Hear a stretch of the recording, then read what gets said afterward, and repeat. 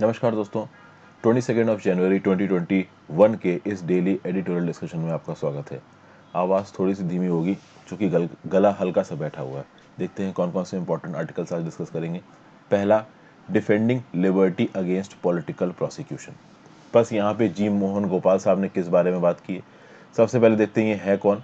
तो जी मोहन गोपाल साहब farmer director हैं नेशनल जुडिशल अकेडमी के और फॉर्मर डायरेक्टर रह चुके हैं national law school of India के। तो जुडिशरी और लॉ के फील्ड से इन्वॉल्व हैं, तो जुडिशल नॉलेज हम लोग ये मान के चलते हैं काफ़ी है मोहन गोपाल जी के पास। इनका ये बोलना है सेलेक्टिव प्रोसिक्यूशन नहीं होना चाहिए और सेलेक्टिव प्रोसिक्यूशन को होने से रोकने की जिम्मेदारी किसके ऊपर है? कोर्ट्स के ऊपर है, हमारी जुडिशरी के ऊपर है। अब आप बोलोगे सेलेक्टिव प्रोसिक्यूशन क्या होता है?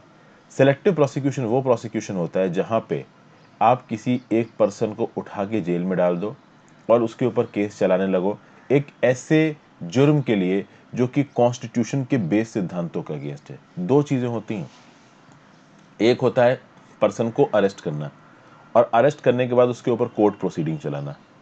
अब अगर कोर्ट प्रोसीडिंग चलेगी वो इस बात पे चलेगी कि उस पर्सन ने लॉ वायलेट किया है कि नहीं किया है, पहली बात। लेकिन जो अरेस्ट प्रोसीजर होगा, अरेस्ट प्रोसीजर में अगर मान लीजिए संविधान का वायलेशन हो जाता है, तो अरेस्ट प्रोसीजर में अगर संविधान का वायलेशन हो जाता है तो इसको बोला जाता है सिलेक्टिव प्रोसिक्यूशन। मतलब कि उस पर्सन ने किसी एक पर्टिकुलर लॉ को वायलेट किया है या नहीं किया है, ये तो प्रोसिक्यूशन के समय कोर्ट देखेगा।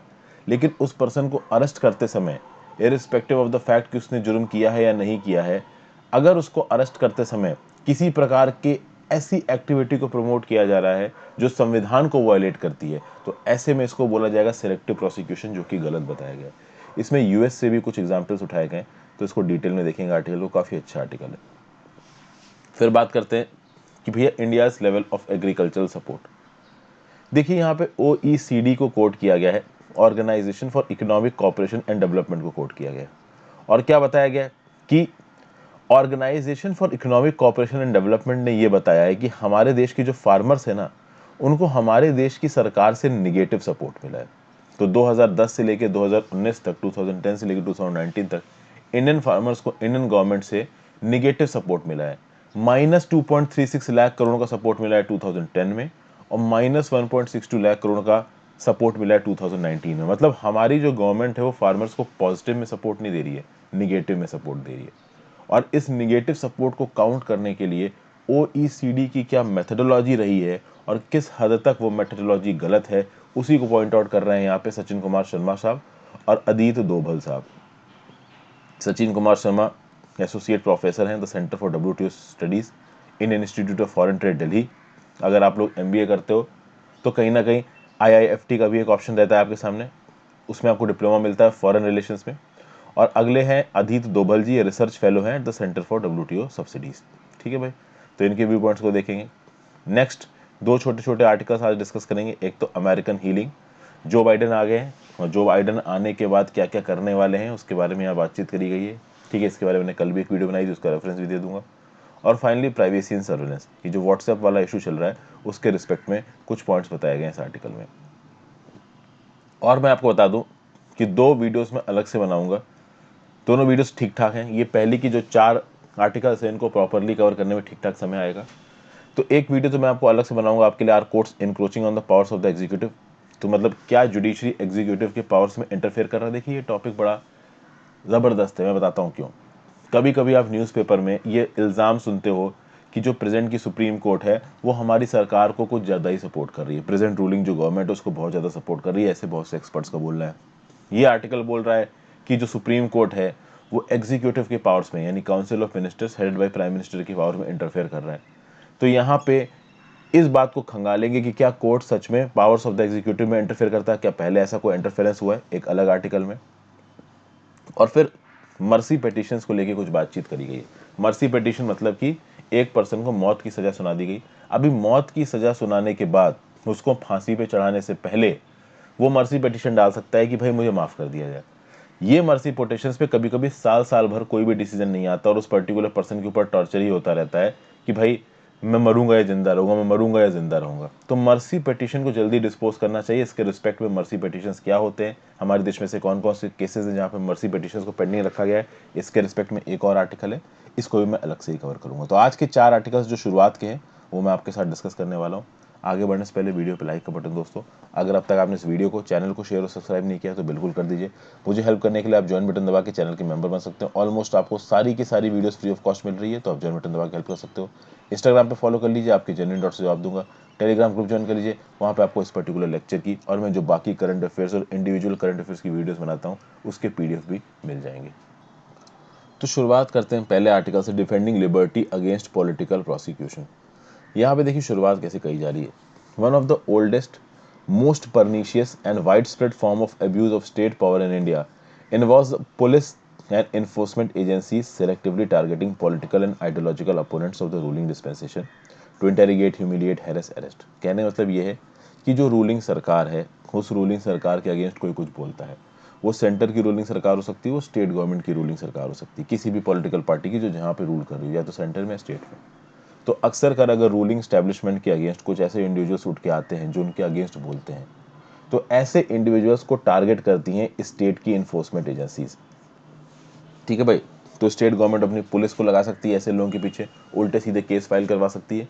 और सेंट्रल गवर्नमेंट के पास तो नाना प्रकार की एजेंसीज हैं, CBI है, इन्फोर्समेंट डायरेक्टरेट है, DRI है, directorate general of GST intelligence है, बहुत सारी ऐसी बॉडीज हैं। तो कुल मिला के कुछ इंडिविजुअल्स को टारगेट करना, क्यों टारगेट करना? क्योंकि वो रूलिंग इस्टेब्लिशमेंट के फेवर में नहीं बोल रहे हैं, वो रूलिंग इस्टेब्लिशमेंट के अगेंस्ट बोल रहे हैं। ठीक है ना भाई। अब यहाँ पे एक पर्टिकुलर केस निकल के आता है। केस क्या है? नवंबर 27, 2020 को सुप्रीम कोर्ट के जज ने टीवी एंकर अर्नब गोस्वामी को बेल दे दी। और बेल देते हुए क्या बोला कि ये जो अर्नब गोस्वामी जी का केस है, यहाँ पे अर्नब गोस्वामी को बेल देना इसलिए ज़रूरी है, ये सुप्रीम कोर्ट की रीजनिंग थी। क्यों ज़रूरी है?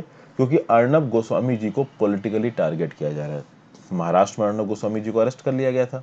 ओके, महाराष्ट्र की गवर्नमेंट और जो बीजेपी गवर्नमेंट है सेंटर की, इनकी चलती नहीं है। महाराष्ट्र में शिवसेना की सरकार है, सेंटर में बीजेपी की सरकार है। तो एक पॉलिटिकल लड़ाई से छिड़ गई थी, जिसके चलते अर्नब गोस्वामी को बीजेपी का सपोर्टर मानते हुए अरेस्ट कर लिया गया, ऐसा बोला जाता है एक्सपर्ट्स के द्वारा। तो सुप्रीम कोर्ट यहाँ पे सामने आया और उसने ये बोला कि भाई अर्नब गोस्वामी को पॉलिटिकली टारगेट किया जा रहा है, इसलिए इनको बेल देना जरूरी है। कहने मतलब क्या है? कहने मतलब ये है कि आप पॉलिटिकली किसी को टारगेट नहीं कर सकते, आप स्टेट पावर का गलत प्रकार से इस्तेमाल नहीं कर सकते। चलिए भाई ठीक है, लेकिन अगर इस बात को मानिए तो आज की डेट में ऐसे बहुत सारे लोग हैं जो कि जेल में बंद हैं। इनके मैं आपको एग्जांपल्स भी पहले दे चुका हूँ, जो कि भीम कोरे गांव वाले इंसिडेंट में इन्वॉल्व थे, तो 2018 से उनको जेल में डाल दिया गया, आज तक उनका ट्रायल ही शुरू नहीं हुआ है। तो एक कॉमेडियन है, वो अभी तक जेल में बंद है, मुनावर फारूकी इनका नाम है। तो बात यह है कि ऑथर यहाँ पे क्या करने की कोशिश कर रहा है कि अर्नब गोस्वामी को अगर जबरदस्ती पॉलिटिकली टारगेट किया गया, तो ये भी तो वही लोग हैं जिनको पॉलिटिकली टारगेट किया गया है, तो इनको सुप्रीम कोर्ट क्यों नहीं बचा रहा है? यहाँ पे ये एक सवाल उठाया जा रहा है। तो ये जो लोग बंद हैं जेल में, जिनको पॉलिटिकली टारगेट किया गया है, ये कब जेल से छूटेंगे? क्या इनके खिलाफ स्टेट की पावर को इस्तेमाल करना लीगली सही है? क्या ये विक्टिम्स नहीं है? क्या इनके खिलाफ सालों तक रॉन्गफुल प्रोसिक्यूशन चलते जाए और मान लो सालों के बाद इनको छोड़ के कोर्ट थोड़ा बहुत कंपनसेशन दे भी दे, तो भी इनके जो यूजफुल ईयर्स हैं वो जेल में बर्बाद हो गए? तो ये क्या सब कुछ चीज़ें ठीक हैं? यहाँ पे लाइफ और लिबर्टी का वायलेशन नहीं है? तो भाई बिल्कुल है। समझ गए यहाँ पे? तो कुल मिला के यहाँ पे चीज़ें समझनी क्या है? The problem is that illegality involve in this type of prosecution is not self evident. मतलब कि जब आप सिलेक्टिव प्रोसिक्यूशन करते हो, जब आप अपनी पॉलिटिकल आइडियोलॉजी के बेसिस पे, जब अगर आप रूलिंग पार्टी के अगेंस्ट बोल रहे हो और वहाँ पे रूलिंग पार्टी आपके ऊपर लीगल मशीनरी का इस्तेमाल करके आपको जेल में डाल दे, तो ये कुछ ऐसे केसेस हो जाते हैं जहाँ पे जो इलीगैलिटी है वो सीधे सीधे नज़र नहीं आ रही, वो है। समझ गया बात को? At first glance, the prosecutions appears legally kosher. Acting on information about legal infractions, the police pursue the accused as per law. मैं पहले पढ़ देता हूँ फिर आपको बताता हूँ।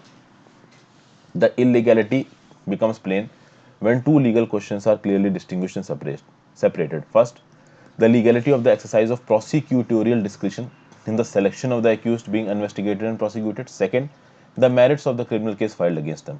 The two are independent legal issues and should not be wrongly conflated. क्या बोला जा रहा है? देखिए, पहली बात तो अगर मान लीजिए किसी ने रूलिंग डिस्पेंसेशन के अगेंस्ट कोई बात बोली, ठीक है, उसको पकड़ के जेल में डाल दिया गया। अभी उसको पकड़ के जब जेल में डाला गया है तो किसी लीगल प्रेमाइस पे उसको जेल में डाला गया है।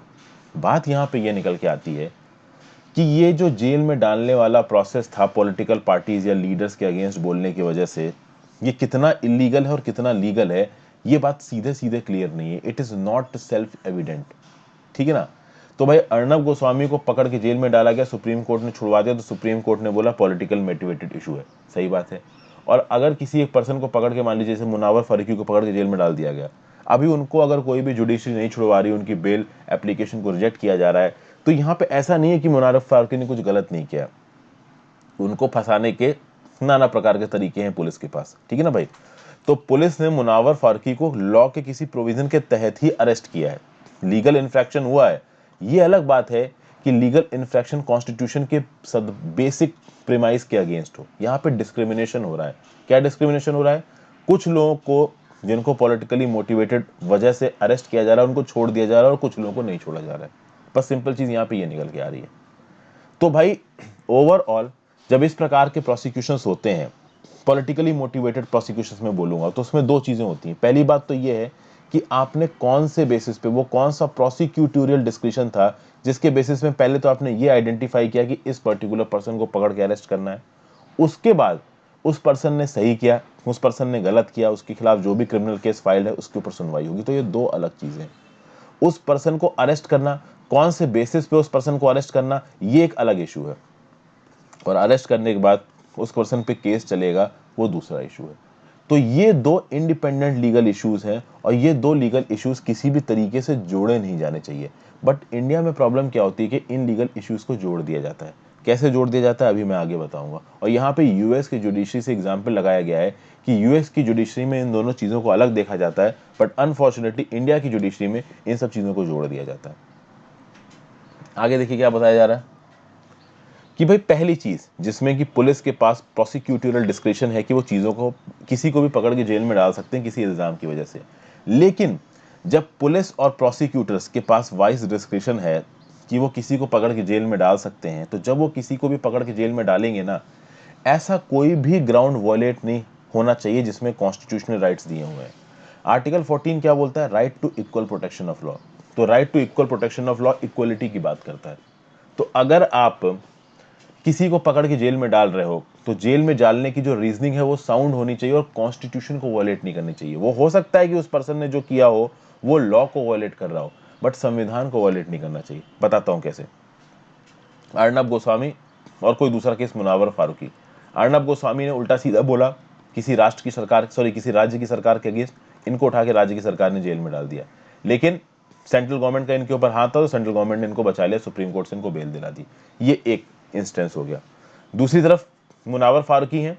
मुनावर फारूकी ने सेंट्रल गवर्नमेंट के अगेंस्ट कुछ बोला। मैं बस एग्जाम्पल दे रहा हूं आपको, हाइपोथेटिकल एग्जाम्पल, रियल में क्या हुआ क्या नहीं हुआ इसके बारे में मुझे कुछ नहीं पता, ठीक है। मुनावर फारूकी को पकड़ के जेल में डाला गया। अब पता ही नहीं चल रहा है कि मुनावर फारूकी ने गलत किया सही किया। लेकिन अब बात यह है कि मुनावर फारूकी का जो अरेस्ट है वो पॉलिटिकली मोटिवेटेड लग रहा है। तो अर्नब गोस्वामी का अरेस्ट भी पॉलिटिकली मोटिवेटेड था, मुनावर फारूकी का अरेस्ट भी पॉलिटिकली मोटिवेटेड था। लेकिन अर्नब गोस्वामी को बेल मिल गई और मुनावर फारूकी को बेल नहीं मिली। यहां पे कॉन्स्टिट्यूशन का आर्टिकल 14 वायलेट हो गया। क्योंकि भाई हो सकता है कि दोनों ने क्राइम किया हो और उनके ऊपर क्रिमिनल प्रोसीडिंग चलेगी, लेकिन एक को बेल मिल गई और एक को बेल नहीं मिली, and this is basically a violation of constitutional law. इस मुनावर फारूकी की जगह बहुत सारे अलग अलग लोग हैं। भीम कोरेगांव वायलेंस में बहुत सारे सोशल एक्टिविस्ट को उठा के जेल में डाल दिया गया था। हाथरस केस में बहुत सारे एक्टिविस्ट को उठा के, सिद्दीकी कप्पन करके एक है, जेल में डाला गया है, उनको अब तक बेल नहीं मिल पा रही है। तो बस यही बोला जा रहा है कि भाई accused should not be selected either explicitly or covertly on constitutional prohibited grounds। अगर कॉन्स्टिट्यूशनल प्रोहिबिटेड ग्राउंड्स पे उठा के आप उसको जेल में फेंक रहे हो तो ये सेलेक्टिव प्रोसिक्यूशन है, and selective prosecution is not allowed. समझ गए? अब यहाँ पे कुछ सुप्रीम कोर्ट के जजमेंट दे रखे हैं, जैसे कि फॉर एग्जांपल यहाँ पे वर्ड्स कोट कर रखे हैं chief justice W Rehnquist of United States की सुप्रीम कोर्ट की। क्या बोला इन्होंने? A selective prosecution claim is not a defense on the merits to the criminal charge itself, but an independent assertion that the prosecutor has brought the charge for reasons forbidden by the Constitution। कुल मिला के इन शब्दों का एक ही मतलब है कि भाई देखिए, किसी एक पर्सन ने क्रिमिनल एक्टिविटी की है नहीं की है, that is a different thing, ठीक है ना भाई। लेकिन उसने वो क्रिमिनल एक्टिविटी की या नहीं की इससे फर्क नहीं पड़ता। अगर उसका अरेस्ट कॉन्स्टिट्यूशन के बेसिक प्रावधानों के अगेंस्ट हुआ है तो वो गलत है। कुल मिला के यहाँ पे बोला क्या जा रहा है? कुल मिला के अगर इस लॉजिक से आप चलो तो भाई एक पर्सन के अगेंस्ट कोर्ट में क्रिमिनल प्रोसीडिंग चल रही है, चलिए चल रही है क्रिमिनल प्रोसीडिंग के अगेंस्ट, क्रिमिनल प्रोसीडिंग उसके अगेंस्ट चल रही है, उसने क्राइम किया है, इसके बेसिस पे उठा के आपने एक आदमी को जेल में फेंक दिया और वो जेल में सड़ रहा है, ये सही नहीं है। अगर उस पर्सन का जो अरेस्ट है ना, अगर उस पर्सन का अरेस्ट ही गलत तरीके से हुआ है, कॉन्स्टिट्यूशन के वायलेशन में हुआ है, तो सेकंड स्टेप तो हो ही नहीं सकता, क्रिमिनल प्रोसीडिंग तो चल ही नहीं सकती उस पर्सन के अगेंस्ट में। यही बोला जा रहा है इस आर्टिकल में कि दो चीजें हो रही हैं, पहले उस पर्सन का अरेस्ट हो रहा है, ठीक है ना, उसको प्रोसिक्यूट किया जाएगा, और दूसरा उसके ऊपर क्रिमिनल चार्जेस आप चला रहे हो। अभी क्रिमिनल चार्जेस उस पर्सन ने किए हैं, उसके बेसिस पे अगर आप उसके अरेस्ट को जस्टिफाई करने लगो तो उसको आप बोलोगे सेलेक्टिव प्रोसिक्यूशन। अगर मान लीजिए उस पर्सन का अरेस्ट ही कॉन्स्टिट्यूशन के बेसिक प्रोविजंस के अगेंस्ट जाता है, तो आगे की जो क्रिमिनल प्रोसेसर, क्रिमिनल चार्जेस वाली जो ओवर और जो कोर्ट प्रोसीडिंग है उसको चलाना ही विटिएट कर दे, मतलब बेकार हो गया। अगर अरेस्ट ही आपने कॉन्स्टिट्यूशन के वायलेशन में किया है तो आगे क्रिमिनल प्रोसीडिंग आप कैसे चलाओगे, नहीं चला सकते हो। इंडिया में इसका सबसे सिंपल तरीका है, इंडिया में केस चलते रहते हैं, क्रिमिनल प्रोसीडिंग्स चलती रहती हैं कोर्ट में। उस समय पे दो केसेस होते हैं, कुछ लोग होते हैं जो कि बेल पे बाहर होते हैं और कुछ लोग होते हैं जिनको अरेस्ट करके जेल में डाला गया होता है, ठीक है। अगर आपने किसी को अरेस्ट करके जेल में डाल दिया है और उसके केस का नंबर आ रहा है कई सालों के बाद, तो ये उसके साथ अन्याय है, कम से कम उसको बेल तो दे दो। आपकी क्रिमिनल प्रोसीडिंग में टाइम लग रहा है, आपके जजों के पास टाइम नहीं है, केसेस की पेंडेंसी बहुत ज्यादा है, केसेस आगे के लिए लिस्ट करके रखे गए, तो इसमें उस पर्सन की क्या गलती, कम से कम उस टाइम पीरियड के लिए तो उसको बेल दे दो। कुल मिला के यही यहाँ पे बोलने का मतलब है कि भाई जब तक उसके अगेंस्ट, उस पर्टिकुलर विक्टिम के अगेंस्ट क्रिमिनल प्रोसीडिंग्स पूरी नहीं हो जाती, तब तक कम से कम उसको बेल पे तो छोड़ दो। आपने उसको पकड़ के जेल के अंदर डाल रखा है। इनडायरेक्टली यहाँ पे ये कहने की कोशिश की जा रही है, और ये भी कहने की कोशिश की जा रही है उस पर्सन ने क्रिमिनल चार्जेस किए या नहीं किए, इस बात से फर्क नहीं पड़ता। यूएस की जुडिशरी ये बोलती है कि अगर उसको अरेस्ट इस बेसिस पे किया गया है और वो बेसिस कॉन्स्टिट्यूशन को वायलेट करता है, तो आगे क्रिमिनल प्रोसीडिंग्स की उसके अगेंस्ट नहीं चलेंगी। तो क्या लिखा हुआ है, once the proceeding fail under the first issue, ठीक है ना, once the proceeding fail under the first issue there is no legal basis to proceed to the second issue. मतलब पहले इशू पे ही अगर क्रिमिनल प्रोसीडिंग्स फेल हो जाती हैं, उस आदमी का जो अरेस्ट है वही कॉन्स्टिट्यूशन की अवधारणा के अगेंस्ट चला जाता है, तो उसका ट्रायल चलाने का कोई मतलब नहीं है, ठीक है ना। The theory is that constitution can not be violated to uphold the law. Constitution को वायलेट करके आप पर्सन को अरेस्ट कर दो और फिर उसके ऊपर आप बोलो कि हम तो लॉ को मिला रहे हैं, वो सही नहीं है। जो लॉ है वो संविधान से ही बना है, तो संविधान को वायलेट करके अगर आप एक पर्सन को अरेस्ट करते हो और फिर किसी लॉ के वायलेशन के लिए उसको ट्राई करते हो, ये नहीं हो पाएगा। दिस इज सेलेक्टिव प्रोसिक्यूशन और ये गलत है। आर्टिकल 14 ने जो गारंटी दी है हमको equal protection of the law, उसकी बेसिक उसके अगेंस्ट जाता है, उसके बेसिक एथोस, उसके बेसिक एसेंस के अगेंस्ट जाता है। अब अमेरिका का जुडिशरी सिस्टम तो साफ साफ बोल देता है कि संविधान का वायलेशन हो रहा है तो उसके बेसिस पे आगे आप ट्रायल ही नहीं कर सकते हो, ठीक है ना, आपका अरेस्ट ही गलत है। इंडिया में काम गड़बड़ है, इंडिया का जो लीगल प्रोसीजर है वो गड़बड़ है। उठा के पहले जेल में डाल देते हैं, फिर उसके ऊपर क्रिमिनल केस चलता रहता है, बाद में अगर उसको कोर्ट ने छोड़ दिया वेल एंड गुड, नहीं छोड़ा तो भाई बेकार हो गया। कुल मिला के बात यह है कि मान लीजिए कोई जेल में बंद है, उसके खिलाफ क्रिमिनल प्रोसीडिंग चली, क्रिमिनल प्रोसीडिंग को कंप्लीट करने में 5 साल लग गए, 5 साल बाद पता चला कि उसने छोटी सी चोरी की थी, उसकी सजा मात्र 6 महीने की थी, तो वो 4.5 साल एक्स्ट्रा जेल में बंद रहा। उसके लिए हो सकता है सरकार, मतलब कोर्ट सरकार को बोले इसको कुछ कंपनसेशन दो, कंपनसेशन दे भी दिया तो कंपनसेशन ज्यादा नहीं होगा, उसके 4.5 साल बर्बाद हो जाएंगे। ये एक एग्जाम्पल बताया मैंने आपको। तो इंडिया का जुडिशरी सिस्टम का जो काम करने का तरीका है वो गलत है। तो कम से कम यहाँ पे इतने चेंजेस तो किए ही जा सकते हैं कि एक पर्सन का अगर ट्रायल लेट हो रहा है, बहुत ज़्यादा सीरियस क्राइम नहीं है, तो कम से कम उसको बेल एप्लीकेशन तो दे दो, उसको जेल में तो बंद करके मत रखो। ये बात यहाँ पे इनडायरेक्टली कहने की कोशिश की जा रही है। और यहाँ पे ये बात भी कोट की जा रही है कि जो जस्टिस डीवाई चंद्रचूड़ का जो जजमेंट आया था गोस्वामी केस में, गोस्वामी केस में जजमेंट क्या आया था कि सेलेक्टिव प्रोसिक्यूशन नहीं हो सकता। अगर किसी पर्सन को पॉलिटिकली टारगेटेड मोटिव की वजह से पकड़ के जेल में डाल दिया गया है तो ये गलत है, ठीक है ना।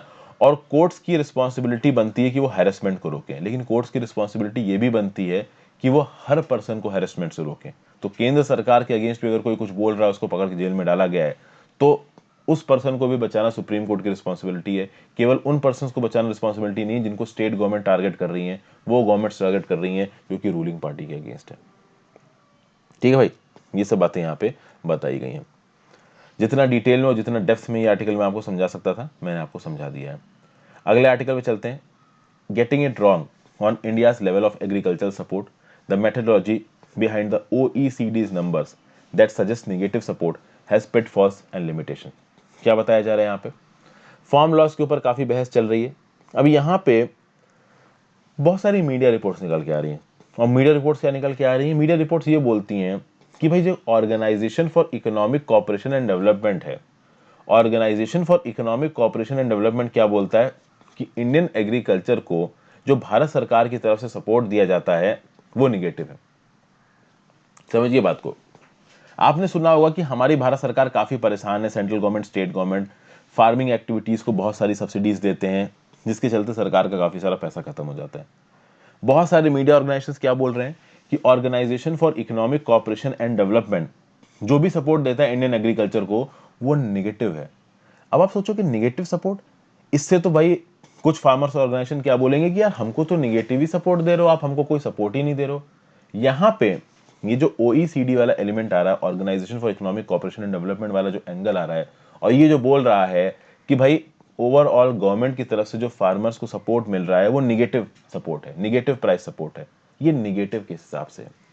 अब यहाँ पे OECD की काउंटिंग मेथोडोलॉजी बता रखी है।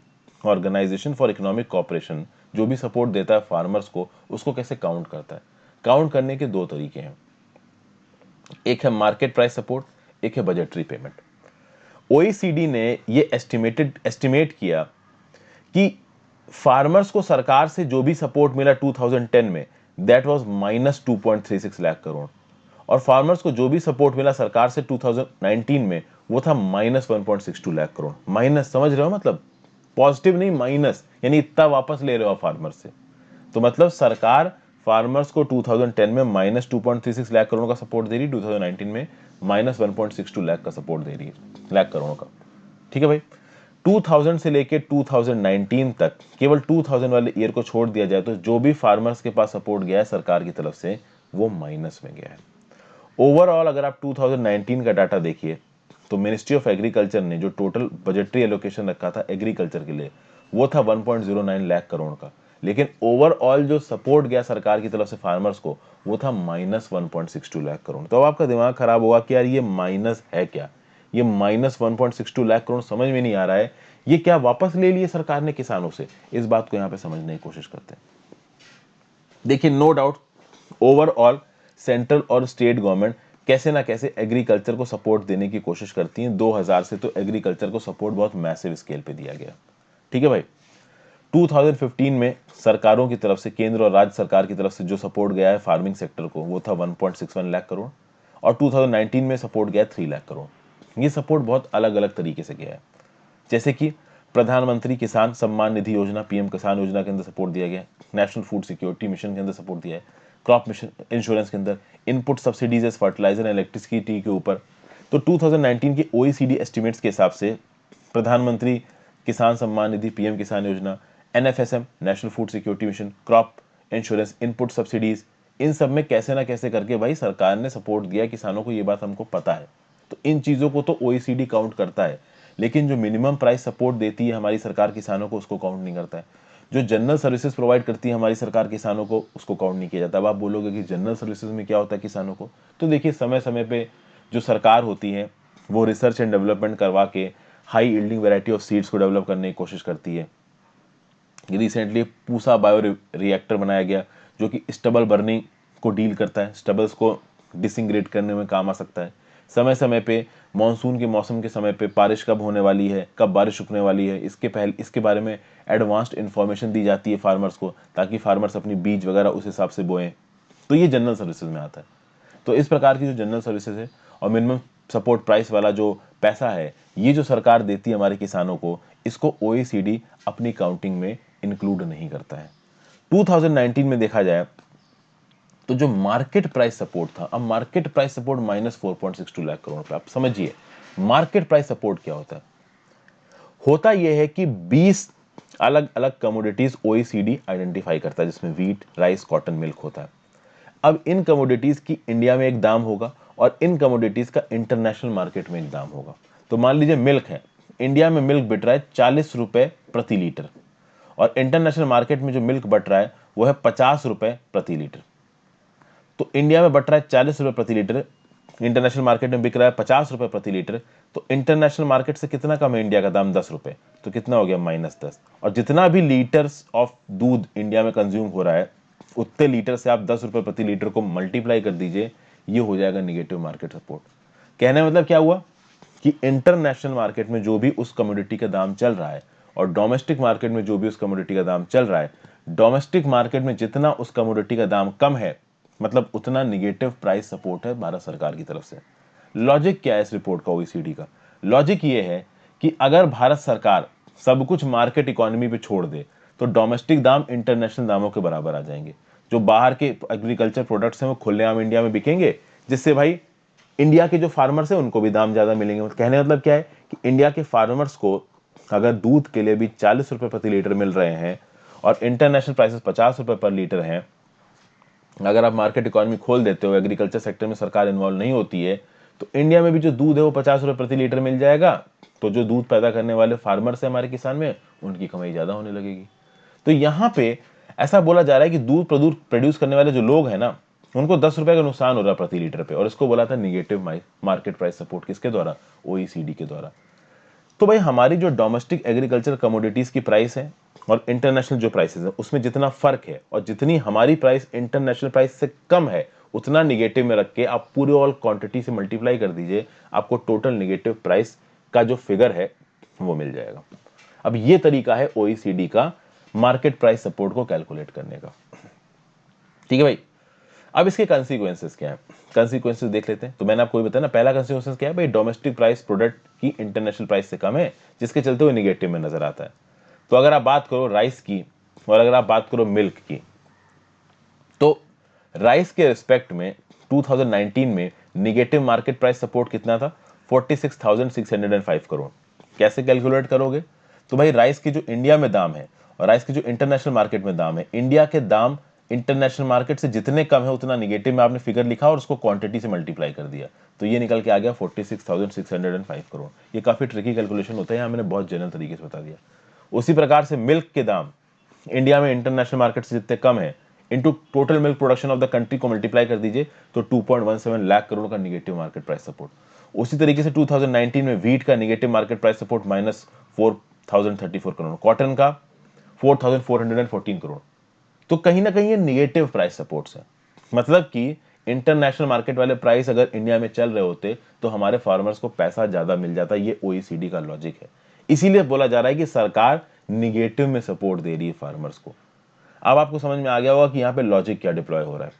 ठीक है, अब इस फ्लॉड मेथोडोलॉजी में एक प्रॉब्लम है।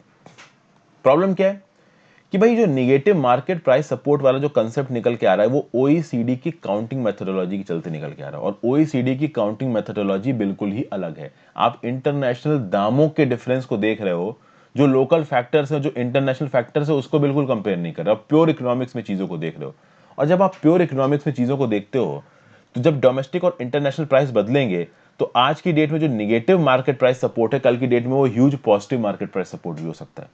जैसे कि फॉर एग्जांपल 2018 में जब हमारे देश में पैदा हुए कॉटन के दाम इंटरनेशनल कॉटन के दाम से कम थे, तो निगेटिव प्राइस सपोर्ट था -5,102 करोड़ का, और अगले ही साल ये कॉटन में जो प्राइस सपोर्ट था वो पॉजिटिव हो गया 4,414 करोड़, क्योंकि इंडिया में जो कॉटन के दाम थे वो इंटरनेशनल मार्केट से बढ़ गए।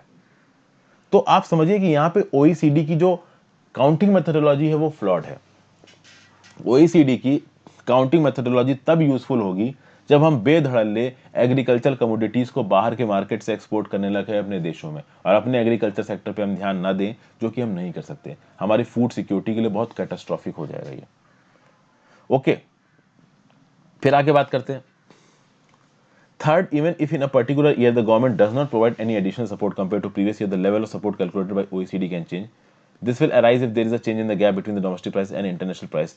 देखिए क्या बोला जा रहा है, बोला ये जा रहा है कि OECD प्राइस गैप को बहुत वैल्यू दे रहा है, और OECD थोड़ा बहुत जो सरकार खर्चा करती है फार्मर्स के लिए, कहीं ना कहीं उसको भी काउंट करता है। लेकिन ओवरऑल ये जो मेथोडोलॉजी है वो गड़बड़ है। क्यों गड़बड़ है? क्योंकि यहाँ बहुत सारे फैक्टर्स इन्वॉल्व हैं। डोमेस्टिक प्राइस और इंटरनेशनल प्राइस बहुत सारी वजहों से बदलते हैं। उन वजहों में कोरोना का पैंडेमिक हो सकता है, उन वजहों में इन्फ्लेशन हो सकता है, उन वजहों में लोकल डोमेस्टिक सेंटिमेंट हो सकता है, वॉर हो सकता है, और ये चीजें पूरी दुनिया में यूनिफॉर्म नहीं रहती, कहीं पे हो रही है, कहीं पे नहीं हो रही है। तो इस प्रकार की काउंटिंग मेथोडोलॉजी जो ओईसीडी द्वारा जो डिप्लॉय की गई है ना, वो फ्लॉड है। क्योंकि सप्लाई और डिमांड कंडीशंस बहुत मैटर करती हैं, वेदर कंडीशंस बहुत मैटर करती हैं। दूसरे देश अगर बहुत ज़्यादा सब्सिडी देने लगे अपने फार्मर्स को, तो जो इनकी इंटरनेशनल प्राइसेस हैं वो गिर जाएंगी। अगर उनके इंटरनेशनल प्राइसेस गिर जाएंगी तो हमारे डोमेस्टिक प्राइस ज़्यादा लगने लगेंगे। और ये बात बिल्कुल सही भी है। जिस दाम पे, देखिए मैं आपको एक बात बताता हूँ, जिस दाम पे व्हीट और राइस मार्केट में बिकते हैं ना, वो दाम इंटरनेशनल दामों से कम है। ठीक है ना, मतलब इंटरनेशनल दाम व्हीट के ज्यादा है और हमारे मार्केट में जिस दाम पे व्हीट और राइस बिक रहा है वो कम है। लेकिन मिनिमम सपोर्ट प्राइस, हमारी सरकार जिन दामों पे फार्मर से व्हीट और राइस खरीदती है अंडर द एमएसपी, वो दाम ज्यादा होते हैं। समझ गए आप बात को? तो भले ही हमारे जो डोमेस्टिक प्राइसेस हैं व्हीट राइस और बाकी चीजों के, वो इंटरनेशनल प्राइसेस से कम हो सकते हैं, लेकिन कहीं ना कहीं सरकार जिन दामों पे व्हीट और राइस को एमएसपी के अंदर फार्मर से खरीद रही है वो दाम ज्यादा है। उसको ओईसीडी की काउंटिंग मेथोडोलॉजी इंक्लूड नहीं करती है, जो कि काम गड़बड़ है। तो यहाँ पे जो इंडियन फार्मिंग सेक्टर है ना, इसमें जो काउंटिंग मेथोडोलॉजी है ओईसीडी की, काउंटिंग मेथोडोलॉजी फ्लॉड है, ये गलत है। क्योंकि ये काउंटिंग मेथोडोलॉजी इंडिया के ऊपर अनवांटेड प्रेशर बनाती है वेस्टर्न कंट्रीज का। इस काउंटिंग मेथोडोलॉजी से उठा के कल की डेट में वेस्टर्न कंट्रीज इंडिया को बोल सकती है कि आप ये कैसे अपना एग्रीकल्चर सेक्टर चला रहे हो, काम गड़बड़ कर रहे हो सब, जो कि सही नहीं है पूरी तरीके से। केवल इकोनॉमी के बेसिस पे चीजों को जोड़ देना, एमएसपी के फैक्टर को इंक्लूड नहीं करना अपने कैलकुलेशंस में, ये ओईसीडी के फ्लॉड है। तो ये जो निगेटिव मार्केट प्राइस सपोर्ट वाली जो थ्योरी है ना ओईसीडी की, वो बिल्कुल गलत है। It is completely wrong. कहीं ना कहीं हमारे डोमेस्टिक मार्केट्स को हम पूरी तरीके से इंटरनेशनल मार्केट से नहीं जोड़ सकते। हमारे यहाँ अगर चीज़ों के दाम कम है तो हमारी देश की जनता उन चीज़ों को अफोर्ड कर पा रही है। अगर हम इंटरनेशनल मार्केट से अपने डोमेस्टिक मार्केट्स को जोड़ देंगे तो एग्रीकल्चर प्रोड्यूस के जो दाम है हमारे देश में वो बढ़ जाएंगे। एक बहुत मेजर प्रोपोर्शन ऑफ इंडियन जनता है जो फिर खाना खरीदने के लिए भी लायक नहीं रहेगी, क्योंकि गरीबी ऑलरेडी बहुत ज़्यादा है हमारे देश में। ठीक है, मैं आई होप मैं थोड़ा जस्टिस कर पाया हूँ। ये सब थोड़े ट्रिकी टॉपिक्स हैं, जितना अच्छे तरीके से हो सकता है उतने अच्छे तरीके से मैं समझाने की कोशिश कर रहा हूँ। अगले आर्टिकल में चलते हैं, American healing, Biden must build on partisan goodwill to further his agenda of a more perfect union. क्या बात करी जा रही है भाई? 46 प्रेसिडेंट बन गए हैं जो बाइडेन, ओवल ऑफिस उन्होंने ऑक्युपाई कर लिया है। यहां पे मैं आपको पहले ही बता दूं, जो बाइडेन ने जो जो भी की डिसीजंस लिए हैं उनके ऊपर मैं ऑलरेडी कल एक वीडियो बना चुका हूं। ये उस वीडियो का थंबनेल है, जो बाइडेन रिवर्सिंग ट्रम्प्स की decisions on first day as US president. यहां पे मैंने बहुत इंपॉर्टेंट उन डिसीजंस के बारे में बातचीत की है जो कि ट्रम्प एडमिनिस्ट्रेशन के दौरान लिए गए थे, और जो बाइडेन ने पहले ही दिन पे उन डिसीजंस को हटा दिया है। कुछ और ऐसे डिसीजन है इंपॉर्टेंट यूएस के डोमेस्टिक एडमिनिस्ट्रेशन में जो आगे आने वाले समय में जो बाइडेन हटा सकते हैं। तो उनके बारे में इस आर्टिकल में मैंने बहुत डिटेल में बात की है, तो एक बार इस आर्टिकल को भी देख लीजिए। ठीक है, फिर और क्या बोला जा रहा है यहाँ पे कि भाई मिस्टर बाइडेन ने स्पीच दी है कि मैं एक्सट्रीमिज्म, लॉलेसनेस, वायलेंस को खत्म करूंगा, जॉबलेसनेस, होपलेसनेस को खत्म करूंगा। अच्छी अच्छी बातें हैं। 17 एग्जीक्यूटिव ऑर्डर्स इशू किए हैं, जिसके चलते पेरिस क्लाइमेट एग्रीमेंट को फिर से ज्वाइन करेगा यूएसए, डब्ल्यूएचओ की फंडिंग फिर से शुरू करेगा यूएसए। ठीक है ना। फिर भाई रिमेन इन मैक्सिको पॉलिसी जो थी डोनाल्ड ट्रम्प की, उसको हटाएगा। Deferred action for childhood arrivals programme, ठीक है ना। मुस्लिम बैन लगाया गया था जो ट्रेवल वाला, इन सब चीजों को जो कि डोनाल्ड ट्रम्प लेके आए थे, जो बाइडेन हटा रहे हैं। ये सब चीजें मैंने इस वीडियो में ऑलरेडी बात कर ली है, तो इसको मैं दोबारा रिपीट नहीं करूंगा। इस आर्टिकल में एक बहुत अच्छी बात बोल रहा है ऑथर ये बोल रहा है कि जो बाइडेन पूरे फुल स्केल असॉल्ट पे आ तो गए हैं डोनाल्ड ट्रम्प के अगेंस्ट, लेकिन जो बाइडेन को यह नहीं भूलना चाहिए कि डोनाल्ड ट्रम्प को 74 मिलियन वोट्स मिले थे। देश की 7.5 करोड़ की आबादी ने डोनाल्ड ट्रम्प को वोट दिया था, और जो बाइडेन को लगभग 80 या 81 मिलियन वोट्स मिले थे। 8 करोड़ या 8 करोड़ 10 लाख। तो डोनाल्ड ट्रम्प के वोट्स जो बाइडेन से बहुत ज्यादा कम नहीं थे। कहीं ना कहीं डोनाल्ड ट्रम्प की इन्हीं पॉलिसीज के चलते में डोनाल्ड ट्रम्प को सपोर्ट मिल रहा था। और अगर जो बाइडेन बिल्कुल ही डोनाल्ड ट्रम्प के अगेंस्ट चले जाएंगे तो वो बहुत सारी, एक बहुत बड़ा तबका है ना यूएसए का जो कि कंजर्वेटिव अप्रोच का है, उसके अगेंस्ट चले जाएंगे जो बाइडेन, जो कि खतरनाक हो सकता है। ठीक है ना। कहीं ना कहीं इस समय पर अगर आप देखो हाउस ऑफ रिप्रेजेंटेटिव्स में, सेनेट में और प्रेसिडेंशियल ऑफिस में इस समय पे डेमोक्रेट्स ही डोमिनेट कर रहे हैं। कितने दिन तक कर पाएंगे, कितने दिन तक नहीं कर पाएंगे जो बाइडेन का राज अमेरिकन सेक्शंस को कैसा है, ये आने वाले समय में और क्लियर होगा। कहीं ना कहीं डोनाल्ड ट्रंप की जो आइडियोलॉजी थी, जो ट्रम्पिज्म था, उसके अगेंस्ट फुल स्केल असॉल्ट तो छोड़ दिया है यहाँ पे जो बाइडन ने, बट वो असॉल्ट कितना सक्सेसफुल होगा ये समय बताने वाला है। आगे बात करते हैं privacy and surveillance. Data localisation is not the only approach towards protecting data privacy. क्या बोला जा रहा है भाई, कहीं ना कहीं व्हाट्सएप ने डिक्लेरेशन लाया अपने यूजर पोजीशंस में, डाटा में, कि भाई जो डाटा है व्हाट्सएप का वो शेयर किया जाएगा किसके साथ, फेसबुक के साथ। जैसे ये अनाउंसमेंट आया, इंडिया में लोगों को बात पसंद नहीं आई, वो व्हाट्सएप को छोड़ के सिग्नल और टेलीग्राम ज्वाइन करने लगे। तो भाई कहीं ना कहीं व्हाट्सएप को भी समझ में आया कि सारे यूजर्स चले जाएंगे तो कोई फायदा नहीं है, तो हम अपनी नई प्राइवेसी पॉलिसी टर्म्स को मई 15 से इंप्लीमेंट करेंगे, ना कि फरवरी में। लेकिन इस पूरे इवेंट में देखने को क्या मिला कि जो सिग्नल नाम की ऐप थी ना, ये लीडिंग ऐप हो गई ऐप स्टोर्स पे, क्योंकि लोग कहीं ना कहीं जो डाटा शेयरिंग पॉलिसी थी ना व्हाट्सएप की, उसके साथ कंफर्टेबल फील नहीं कर रहे हैं। इंडिया में अगर देखा जाए तो व्हाट्सएप की यूजर्स है 459 मिलियन, लगभग 46 करोड़ लोग, जो कि बहुत बड़ा नंबर है। ज्यादातर इंडियंस अपने कम्युनिकेशंस के लिए व्हाट्सएप का ही प्रयोग करते हैं, तो व्हाट्सएप बहुत ज्यादा यूज किया जाता है। लेकिन प्रॉब्लम यह है कि भाई क्या ऐसी बात हो गई कि यूजर्स इतना डिस्कंफर्ट फील कर रहे हैं व्हाट्सएप अगर इंफॉर्मेशन को फेसबुक के साथ शेयर कर देता है। देखिए, फेसबुक इंस्टाग्राम को भी ओन करता है, फेसबुक व्हाट्सएप को भी ओन करता है। करना क्या चाहते हैं कि व्हाट्सएप को एक पेमेंट प्लेटफॉर्म में बदलना चाहता है फेसबुक, और इंस्टाग्राम और फेसबुक के ऊपर जो भी एड सर्व होते हैं या जो भी पेड सर्विसेज हैं, उन पेड सर्विसेज के लिए आप पेमेंट कर सको, इसके लिए एक तरीके का पेमेंट गेटवे भी चलाया जाएगा व्हाट्सएप पे। तो ये चीज करने की कोशिश कर रहा था यहाँ पे फेसबुक। कहीं ना कहीं इस चीज को करने में फेसबुक थोड़ा सा फेल हो गया है, क्योंकि जो कस्टमर्स हैं वो ये नहीं चाहते कि इस लेवल पे डाटा शेयरिंग हो। अगर व्हाट्सएप का डाटा फेसबुक में शेयर होना हो तो ये यूरोपियन यूनियन में तो बिल्कुल ही नहीं हो सकता, क्योंकि यूरोपियन यूनियन में inter app data sharing allowed नहीं है।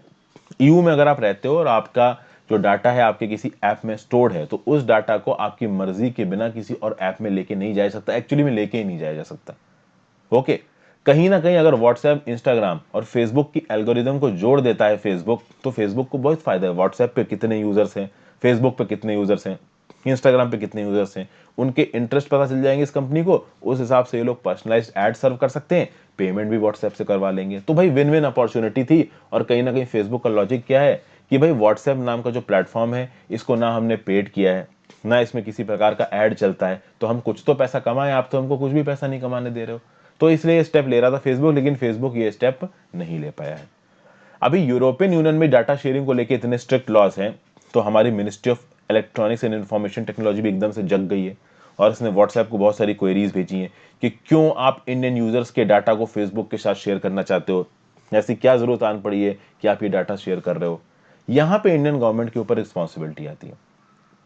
इंडियन गवर्नमेंट के ऊपर रिस्पॉन्सिबिलिटी ये आती है कि जल्दी ही भारत सरकार एक ऐसा लेजिस्लेशन लेके आए जो कि डाटा को प्रॉपर तरीके से प्रोटेक्ट करे, जो श्री कृष्णा कमेटी की रिकमेंडेशंस के हिसाब से चले। ओके, और ऑनलाइन डाटा प्रोवाइसी को प्रोवाइड करे in line with 2018 Puttaswamy judgment. Sri Krishna committee 2018 Puttaswamy judgment, ये मैं यहाँ पे नहीं डिस्कस कर रहा हूं, मैं अलग से डिस्कस करूंगा, हालांकि अलग अलग एडिटोरियल्स में मैंने इनको डिस्कस किया है। जैसे कि पुट्ट स्वामी जजमेंट में क्या हुआ था, पुट्ट स्वामी खुद एक रिटायर्ड हाई कोर्ट के जज थे, 91 ईयर्स के थे जब उन्होंने केस फाइल किया। इन्होंने ये बोलना था कि ये जो आधार कार्ड का कंसेप्ट है, जो कि आप इसलिए लेके आ रहे हो कि अलग अलग जो गवर्नमेंटल सर्विसेज हैं उनको यूज करने के लिए आपके पास एक आइडेंटिटी कार्ड होना चाहिए, आपके पास एक प्रकार का कार्ड होना चाहिए जहां पे आपके बायोमेट्रिक्स को वेरीफाई करके आपको स्कीम का बेनिफिट दिया जा सके। तो ये जो आधार का कंसेप्ट था, जहां पे आप बायोमेट्रिक्स को आइडेंटिफाई करके अलग अलग स्कीम्स का बेनिफिट दे रहे हो, इस आधार के कंसेप्ट के अगेंस्ट में ये पुट्ट स्वामी ने केस फाइल किया। तो जजमेंट में क्या बोला गया, जजमेंट में बोला गया कि देखिए आधार को लाने से तो नहीं रोका जा सकता है, लेकिन जो की गवर्नमेंटल सर्विसेज हैं उनको अवेल करने के लिए आधार की जरूरत नहीं है, वो आप बिना आधार के भी अवेल कर सकते हो। तो ये 2000 जो पुट्ट स्वामी जजमेंट था उसकी यहाँ पे बात हो रही है। कहने का मतलब ये है कि आधार के साथ अगर आप डाटा लिंकेज करते हो तो जो लोगों का डाटा है वो प्राइवेट कंपनीज के पास पहुंच सकता है, अलग अलग प्लेयर्स के पास पहुंच सकता है। लोग जो भी चीज इस्तेमाल करते हैं, जैसे आप व्हाट्सएप में जो भी चैट करते हो, आप गूगल में जो भी सर्फ करते हो, अगर आपकी ये सारी इंफॉर्मेशन दुनिया को मिलने लगेगी तो लोगों को पता चल जाएगा कि आपका किस चीज में इंटरेस्ट है। जैसे कि फॉर एग्जाम्पल, अगर मैंने सुबह सर्च मारा है कि मुझे मुंबई से लखनऊ की फ्लाइट लेनी है, तो वो तो मेरा पर्सनल सर्च है। अब कल की डेट में गूगल, मेक माई ट्रिप, गो आई सबको ये बताता फिरेगा कि मैं भाई फ्लाइट सर्च कर रहा हूं मुंबई से लखनऊ की, तो अगली बार मैं किसी भी वेबसाइट पे जब फ्लाइट सर्च करूंगा ना, मुझे उसके दाम नजर आएंगे ज्यादा। वो सही नहीं है, this is not a good trend, ठीक है ना। इसीलिए यहां पे ऑनलाइन डाटा प्राइवेसी की बात होती है।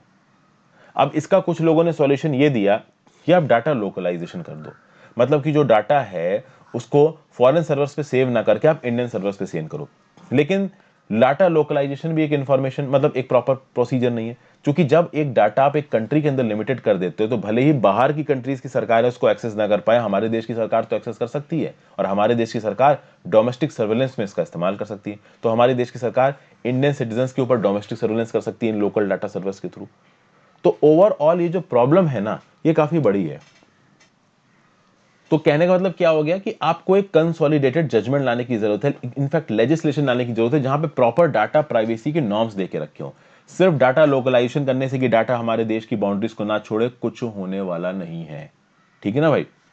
तो कहीं ना कहीं यूरोप के जनरल डाटा प्रोटेक्शन बिल से हम कुछ चीजें उठा सकते हैं, जैसे कि हमारा जो प्रपोज बिल है डाटा रेगुलेशन को लेके, वो कुछ ऐसी चीजें उठाता है।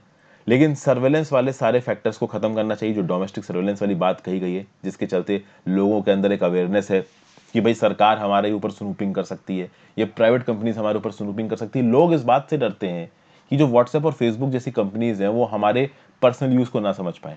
लोग इस बात से भी डरते हैं कि सरकार तो कहीं हमारे पीछा नहीं कर रही है। तो ये दोनों फैक्टर्स इंक्लूड होने चाहिए किसी भी रेगुलेशन बिल में, जो कि डाटा ऑनलाइन प्राइवेसी से रिलेटेड इंडिया में लेके आया जाता है। यही बात है इस पर्टिकुलर आर्टिकल में बताई गई। तो ये था आज का एडिटोरियल डिस्कशन दोस्तों। आई होप आपको कुछ सीखने को मिला होगा। Thank you for watching. अपने व्यू पॉइंट्स नीचे कमेंट बॉक्स में जरूर दीजिएगा और लाइक जरूर दबा दीजिएगा एंगेजमेंट के लिए। Have a great day, good bye.